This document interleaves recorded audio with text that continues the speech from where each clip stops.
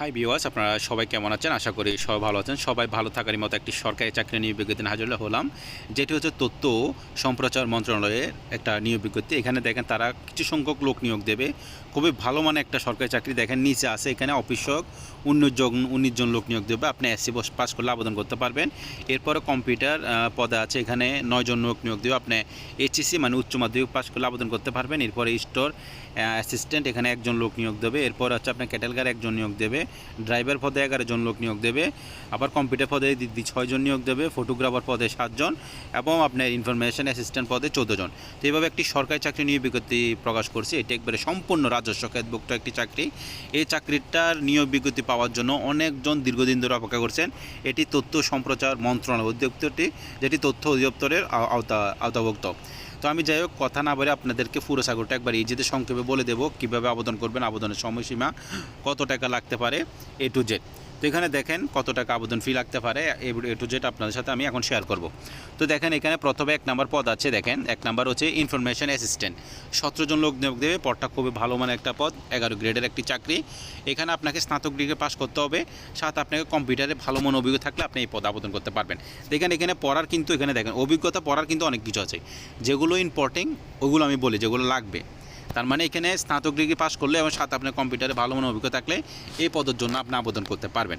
2 নম্বর আছে দেখেন ফটোগ্রাফার সবাই অবশ্য কম বেশি সবাই জানেন। এখানে 7 জন লোক নিয়োগ দেবে। স্নাতক ডিগ্রি পাস লাগবে, সাথে আপনাকে ফটোগ্রাফার যারা তারা ওই বিষয়ে একটু অভিজ্ঞতা লাগবে, সাথে আপনাকে কম্পিউটারে ভালো মানের অভিজ্ঞতা থাকলে এই বিষয়ে তাহলে আপনি আবেদনটা করতে পারবেন। এরপর হচ্ছে আপনার দেখেন 60 ক্ষুদ্র কম্পিউটার অপারেটর। এখানে আপনার 6 জন লোক নিয়োগ দেবে।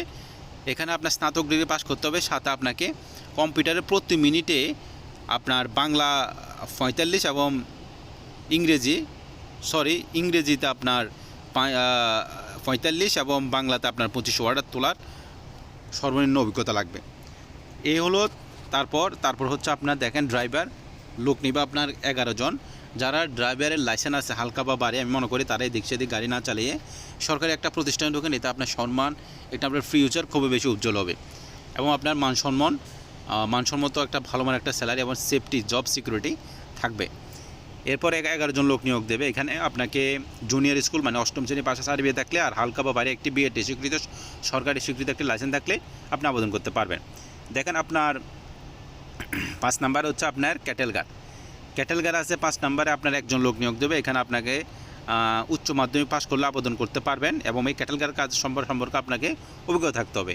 এরপরে দেখেন আপনার 6 নাম্বার স্টোর অ্যাসিস্ট্যান্ট। সবাই কম বেশি পদটা সম্পর্কে জানেন, খুবই ভালো মানে একটা সুন্দর একটা পদ স্টোর অ্যাসিস্ট্যান্ট। কাজ নাই বললে চলে, একবারে আরামসে আপনার কাজ করতে পারবেন এই স্টোরে বসে, হিসাব গীতারকে বলে শুরু করবেন। এখানে আর কোনো তেমন কাজ নাই। হিসাব গীতার ব্যবসাপত্রের জন্য 1 জন লোক নিয়োগ দেবে। এখানে কিন্তু আপনাকে বিজ্ঞান বিভাগ থেকে বাণিজ্য বিভাগ থেকে, যারা কমার্সের স্টুডেন্ট, যারা বাণিজ্য বিভাগ থেকে উচ্চ মাধ্যমিক মানে এইচএসসি পাস করলে আপনি আবেদন করতে পারবেন। সাথে আপনার এক্সেল, কম্পিউটারের এমএস ওয়ার্ড আবার এক্সেল কাজ আপনাকে জানা থাকতে হবে। এরপর হচ্ছে আপনার 7 নম্বরে দেখেন সুন্দর একটা পদ, অফিসার কাম কম্পিউটার মুদ্রাক্ষরিক। এটি 9 জন লোক নিয়োগ দেবে। ভালো মানে একটা পদ, খুবই সুন্দর। এটা হচ্ছে আপনার উচ্চ মাধ্যমিক মানে এইচএসসি পাস করলে আবেদন করতে পারবেন। সাথে আপনাকে কম্পিউটারের বেসিক ধারণা, প্রতি মিনিটে বাংলা 20 ইংরেজি 20 শব্দ অভিজ্ঞতা থাকবে। আপনার যদি কম্পিউটার অভিজ্ঞতা নাই থাকে আবেদনটা করে ফেলেন। আবেদন করার পর 3-4 মাস সময় পাবেন, এর ভিতরে আপনার কম্পিউটার শিখে নিতে পারবেন। এরপরে নিচে যে পদটা আছে সবচেয়ে ভালো এবং সুন্দরতম একটি পদ, যেখানে কোনো অভিজ্ঞতা লাগবে না, কিছু লাগবে না, যেখানে আপনার লিখিত বা এমসিকিউ যে কোনো পরীক্ষার উত্তীর্ণ হওয়ার পর বাইবের পর আপনার চাকরিটা হয়ে যাবে। সেটা হচ্ছে অফিসার কাম কম্পিউটার ক্ষুদ্রক্ষরিক। লোক নেবে 19 জন লোক নিয়োগ দেবে। শুধুমাত্র সার্টিফিকেটটা থাকলে, আপনার এসসি পাস করছেন এরকম একটা সার্টিফিকেট থাকলে আপনি আবেদন করতে পারেন, আর কোনো অভিজ্ঞতা আপনার প্রয়োজন হবে না। তো এবার আসেন আপনার কীভাবে আবেদন করবেন। এইখানে